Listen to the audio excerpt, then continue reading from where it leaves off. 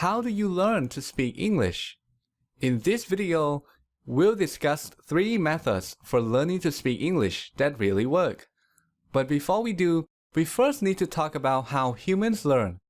This is important because if you have some basic understanding of how we learn, you'll be able to distinguish good learning methods from bad ones. So let's begin. The first thing you need to know is that there are 2 types of learning. The first type of learning is called explicit learning or conscious learning. This is the type of learning where the learner knows that he is learning something and also what is being learned. One example of explicit learning is studying grammar.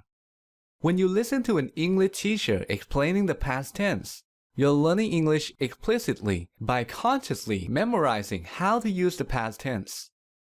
The second type of learning is called implicit learning or unconscious learning. In implicit learning, the learner doesn't know what is being learned. Oftentimes, he's not even aware that he's learning something.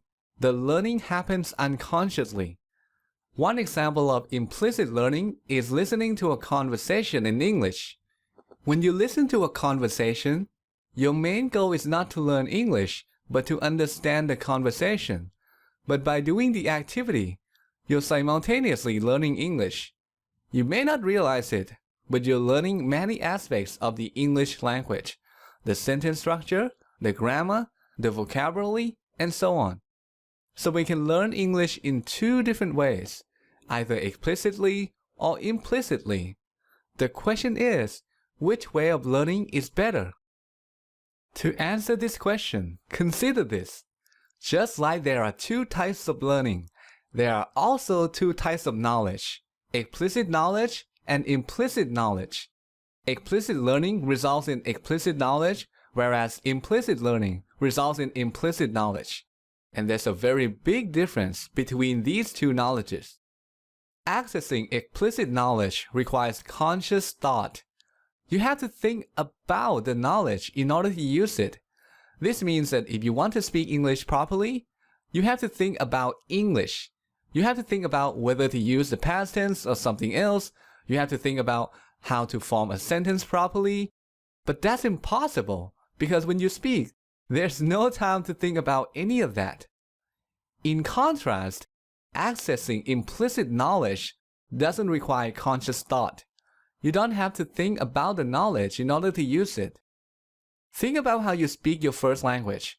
It's pretty effortless, isn't it? You can speak properly without having to think about any grammar rule. That is possible only because your knowledge of your native language is implicit. For this reason, implicit learning is a much better learning strategy. When you don't have to think about English, it frees up your mind so you can fully concentrate on expressing your thoughts and ideas. Unfortunately, many English students like to learn English in an explicit manner. Some of them spend time on YouTube watching videos about grammar. What they don't realize is that the knowledge they gain from the activity is explicit knowledge, which is almost useless when it comes to speaking. So let me share with you 3 methods for learning to speak English that really work. I'll give you an overview of them as well as their advantages and disadvantages. And at the end of this video, there'll be a link to a free resource where you can study each of these methods in detail. The first method is listening. Just listen to English as much as possible. An advantage of this method is that it's easy to do. You can do it while stuck in traffic, while exercising, while waiting in line, and so on. But the main drawback of this method is that it's too passive. Listening alone is not enough. You have to combine listening with some sort of speaking practice. And that brings us to the next method, which is to use English speaking courses that teach English implicitly. Let's see how these courses work. Is there a cat? No, there is not cat. No, there isn't a cat. What is there? There is a dog. A dog. There's a dog.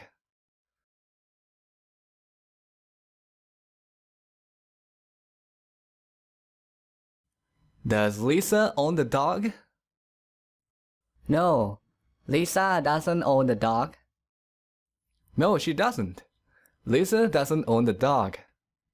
Who owns the dog then? Okay, so that's one example. Here's another one. There was a guy named John. He wanted to own a restaurant.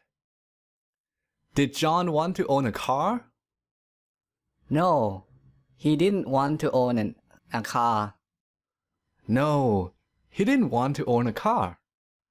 What did he want? He wanted to own a restaurant. Well, he wanted to own a restaurant. He wanted to own a restaurant. Who wanted to own a restaurant? Okay, so that's how it works.